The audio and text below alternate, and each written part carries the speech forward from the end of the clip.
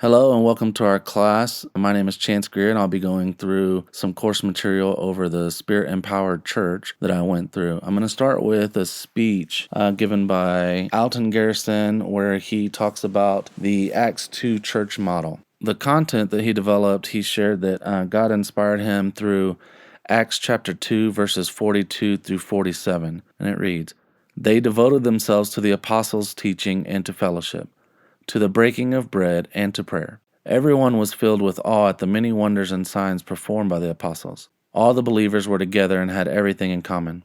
They sold property and possessions to give to anyone who had need. Every day they continued to meet together in the temple courts. They broke bread in their homes and ate together with glad and sincere hearts, praising God and enjoying the favor of all the people. And the Lord added to their number daily those who were being saved." In this passage, the Holy Spirit began to explain to Alton the process of how to move from a temple model to a church model. With planting and starting a new church, I thought this content and material was super helpful, and I hope that you really enjoy it. So before Christ, the temple had been the center of life for the Jewish people.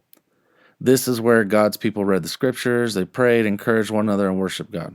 It was the place where heaven and earth met, with the Shekinah glory of God dwelling in the Holy of Holies. But when Jesus died on the cross, the thick veil isolating the Holy of Holies was torn from top to bottom.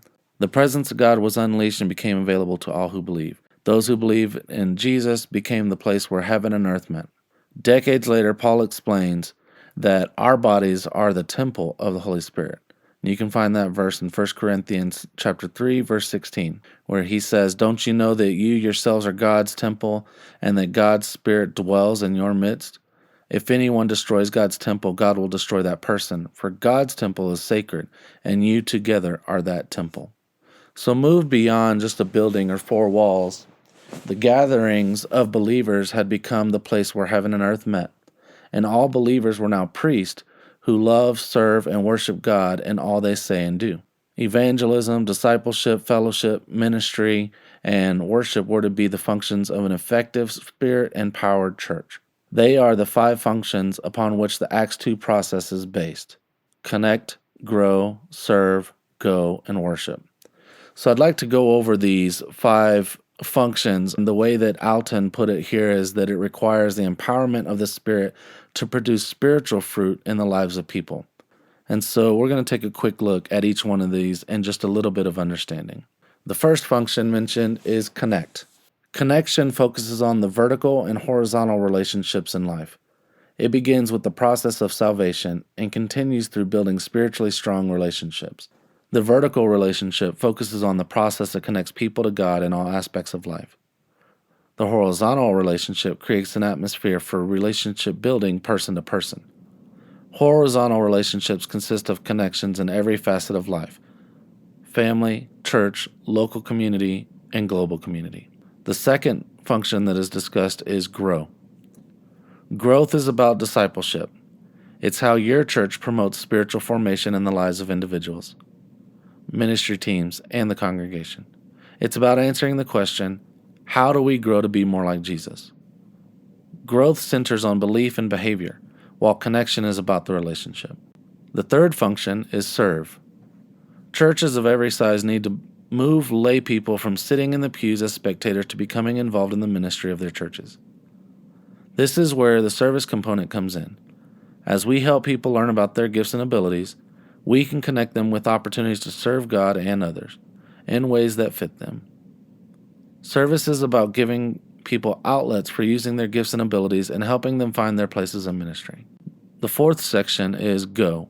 Going is evangelism, reaching out to those who are next door and on the other side of the globe.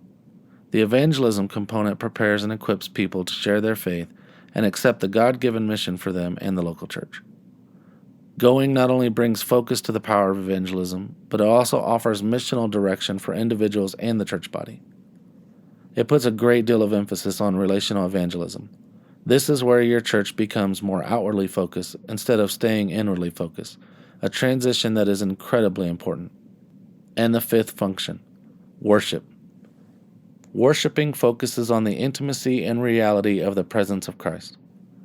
Through worship, leadership teams in the congregation see the character and power of Christ connecting to individuals in their daily lives and corporately through the church family.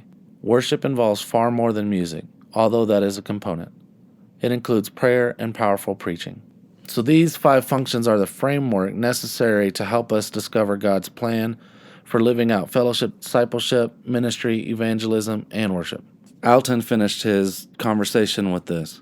The Acts 2 church had Jesus as its foundation and the Holy Spirit as its force.